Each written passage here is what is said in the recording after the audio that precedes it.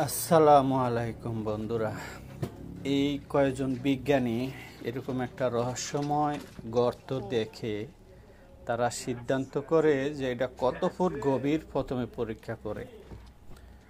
এই রশিটুকু যখন 150 ফুট রশি যখন ছেড়ে দেয় পুরাটাই চলে যায় গর্তের ভিতরে, তখন তারা অনুমান লাগায় যে এখানে 150 ফুট গভীরেরও বেশি আছে।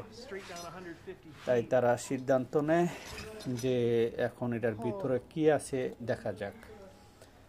একে একে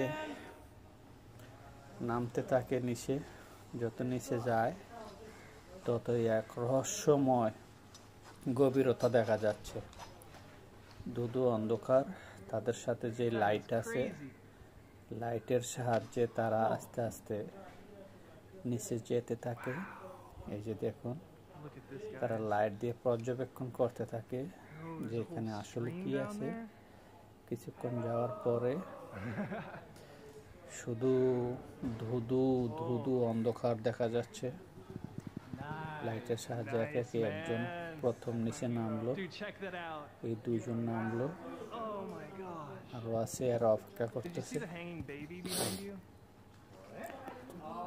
এরা দেখতেছে যে এখানে কি কি আছে। এই যে এখানে একটা পুতুল আর হইলো একটা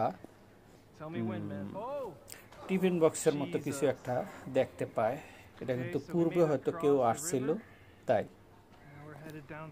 এটা দেখে তারা আরো ভাবতে থাকে,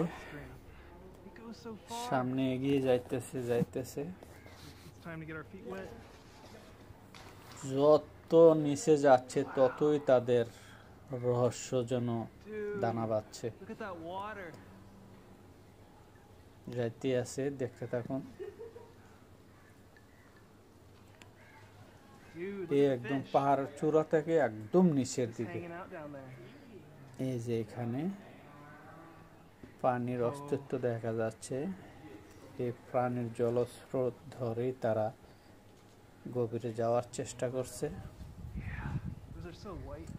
উপরিভাগ মানে মনে হচ্ছে যে কিছু কারুকার্য করে রেখেছে। এই যে দেখো, কত লক্ষ বছর আগের সেটা জানা নাই। এই গুহা কত লক্ষ কোটি বছর হতে পারে কারো এই জানা নাই।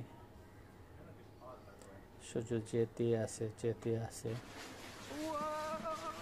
এই যে হয়তো পূর্বে এখান থেকে জলস্রোত দ্বারা এসব হয়।